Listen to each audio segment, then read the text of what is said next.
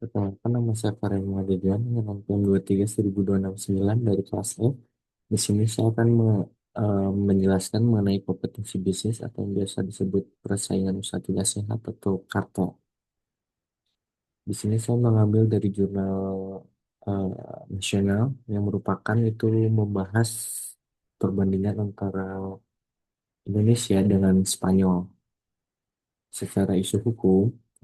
eh, yang berisi adalah kelapa sawit merupakan tanaman asli Afrika Barat, idealnya tumbuh di daerah tropis yang kondisinya selalu basah.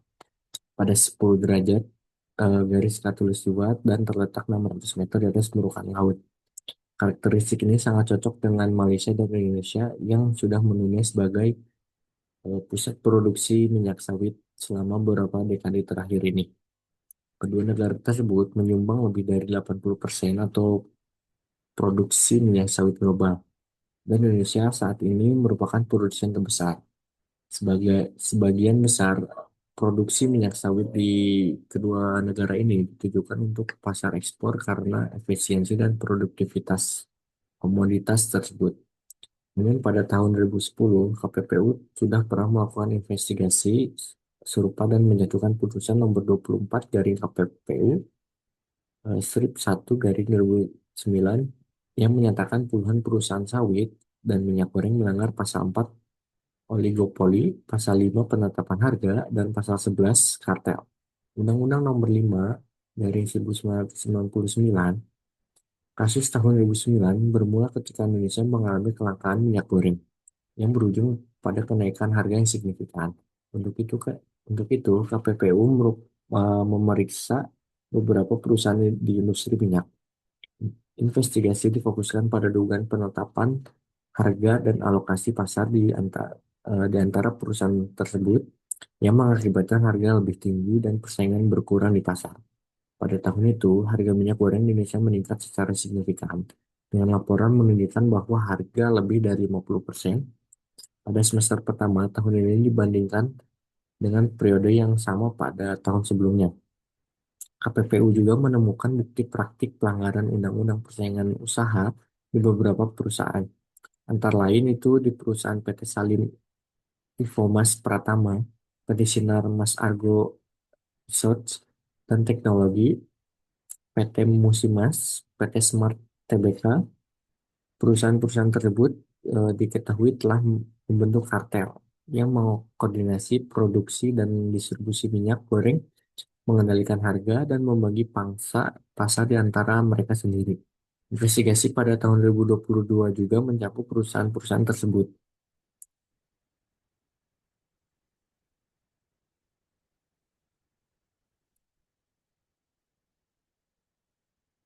Selanjutnya di sini ada tujuan penelitian.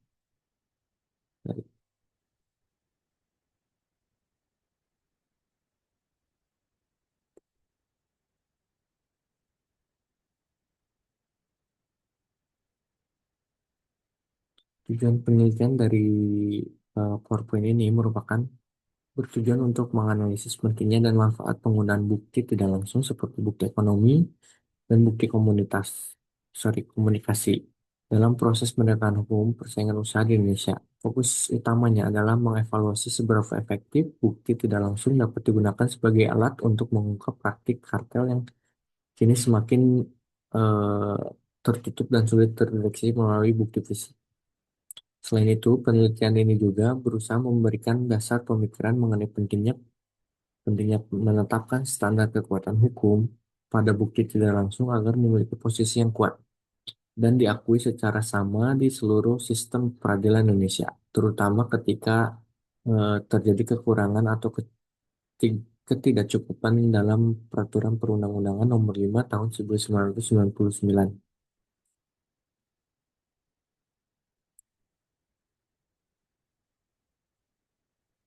Selanjutnya di sini ada metode penelitian.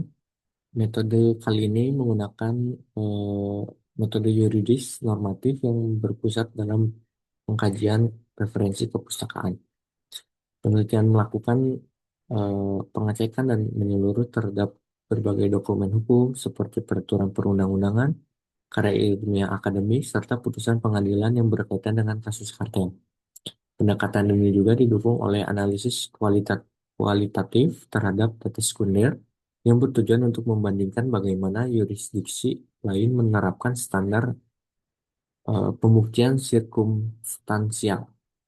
Dari hasil perbandingan tersebut, dapat diambil kesimpulan hukum yang relevan dan dapat diterapkan dalam konteks hukum persaingan usaha di Indonesia.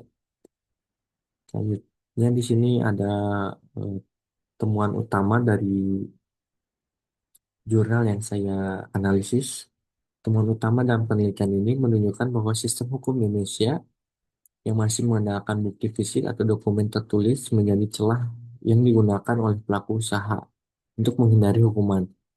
Karena kartel itu modern semakin canggih, mereka biasanya tidak meninggalkan jejak dokumen formal yang bisa dibuktikan secara hukum.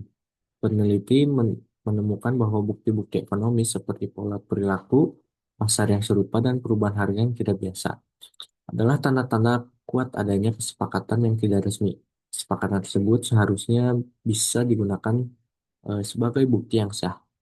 Namun, ada beberapa kendala besar berupa perbedaan pemahaman antara KPPU dan lembaga peradilan atau Mahkamah Agung, di mana bukti tidak langsung seringkali tidak diterima karena dianggap tidak memenuhi standar alat bukti yang biasa berlaku dalam hukum beracara.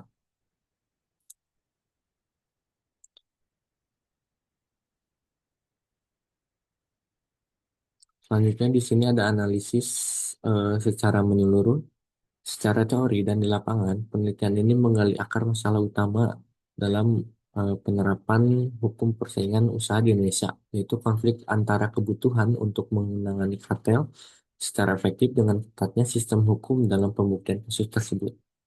Salah satu poin kritis yang patut diperhatikan adalah kenyataan bahwa kartel modern cenderung bersifat tacit atau terselubung.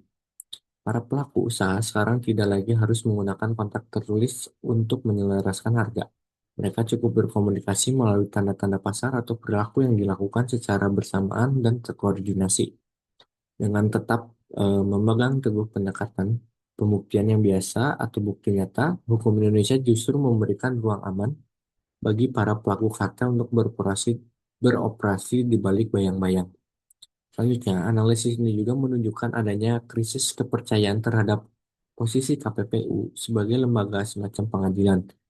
Seringkali, putusan KPPU yang didasarkan pada analisis ekonomi yang rumit, seperti penggunaan bukti ekonomi, justru dibatalkan di pengadilan negeri atau Mahkamah Agung karena bukti tersebut dianggap atau berasumsi bukan fakta hukum menurut standar hukum pidana atau perdata umum.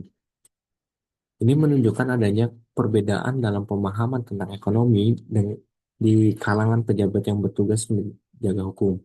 Tanpa pemahaman yang baik tentang kemampuan pasar, elastisitas permintaan, dan teori permainan, para hakim seringkali terjebak dalam menggunakan aturan hukum secara formal tanpa memperhatikan aspek keadilan ekonomi yang sebenarnya.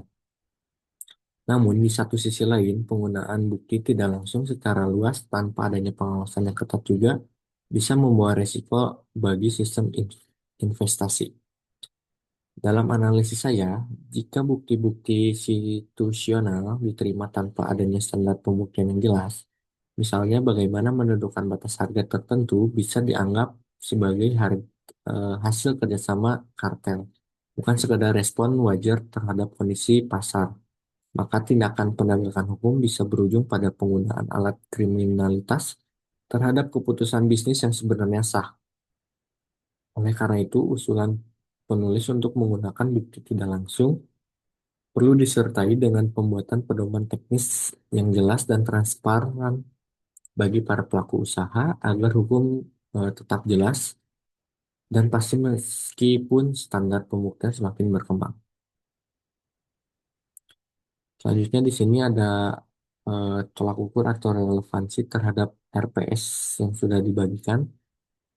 Di dalam Fakultas Hukum Universitas Pasundan memiliki banyak topik dalam rencana pembelajaran mata kuliah dalam kompetisi bisnis ini. Jurnal yang ditulis oleh Ronald Eberhard Tuntang, Girliron Mahayunan, dan Joanna Christie catatan berjudul Urgensi Pemberlakuan Indirect Evidence pada Penanganan Perkara Kartel di Indonesia sangat tertarik dengan topik tersebut. Pertama, jurnal ini sangat berkaitan dengan materi pada minggu kedua atau pertemuan pertemuan ketiga yang sudah membahas berbagai jenis perjanjian yang dilarang dalam kompetensi bisnis, terutama kartel dan penetapan harga. Jurnal ini menyelidiki secara menyeluruh bagaimana penetapan harga dan praktik kartel terjadi dalam industri minyak goreng Indonesia. Tujuan dari studi kasus ini adalah membantu mahasiswa memahami larangan perjanjian kartel sebagaimana diatur dalam pasal 11 Undang-Undang Nomor 5 Tahun 1999. Kedua, jurnal ini sangat relevan dengan materi minggu keempat atau pertemuan keempat juga yang membahas praktik yang dimana dilarang seperti bersekongkolan, monopoli, penguasaan pasar, pembicaraan tentang dominasi kilang dan perdagangan oleh perusahaan besar seperti Wilmar, Sinarmas, dan Musimas menunjukkan bagaimana penguasaan pasar yang tidak sehat dapat terjadi dalam praktik bisnis real ini.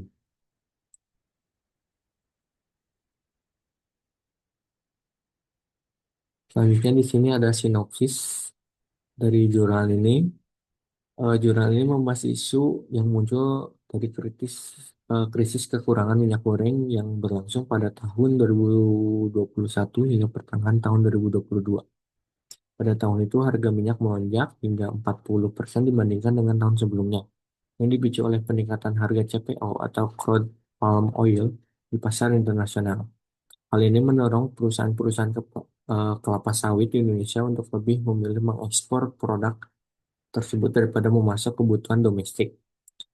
Para penulis menegaskan bahwa penyebab utama dari krisis ini lebih dari sekadar eh, fluktuasi pasar biasa, tetapi terkait dengan struktur industri kelapa sawit di Indonesia yang sangat terkonsentrasi.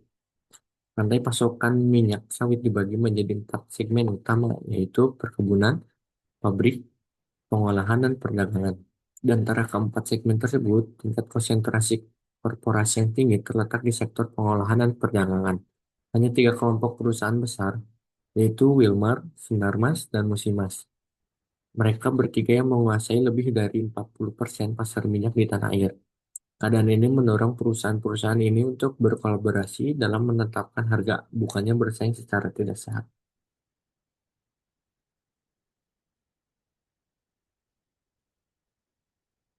KPPU menanggapi situasi ini dengan menyelidiki dugaan pelanggaran pasal 5 mengenai penentuan harga dan pasal 11 mengenai kartel dari Undang-Undang Nomor 5 Tahun 1999. Namun, para penulis mencatatkan penegakan hukum persaingan usaha di Indonesia menghadapi tantangan struktural yang signifikan, sebagaimana terlihat dalam kasus serupa pada tahun 2009. Putusan KPPU nomor 24 garing KPPU Strip 1 garing 2009. Dalam kasus itu, KPPU mengandalkan bukti tidak langsung termasuk bukti komunikasi antara pesaing, analisis paralel harga, dan praktik fasilitas melalui sinyal harga untuk mengajukan adanya kartel.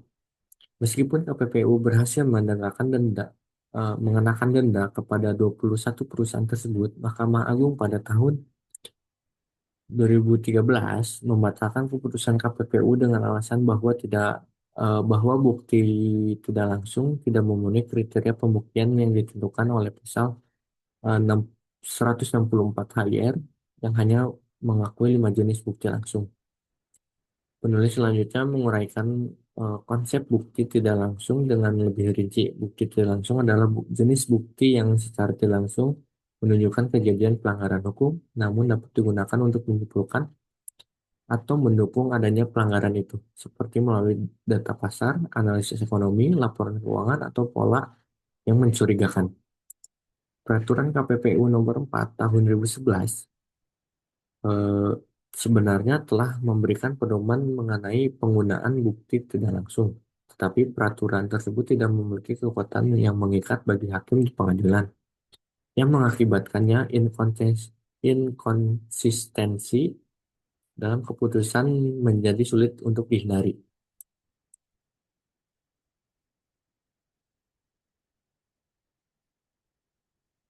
Baik, mungkin sekian yang bisa saya sampaikan mengenai kompetisi bisnis dan dalam analisis jurnal nasional yang saya dapat. Sekian, terima kasih. Mohon maaf apabila ada salah kata. Wassalamualaikum warahmatullahi wabarakatuh.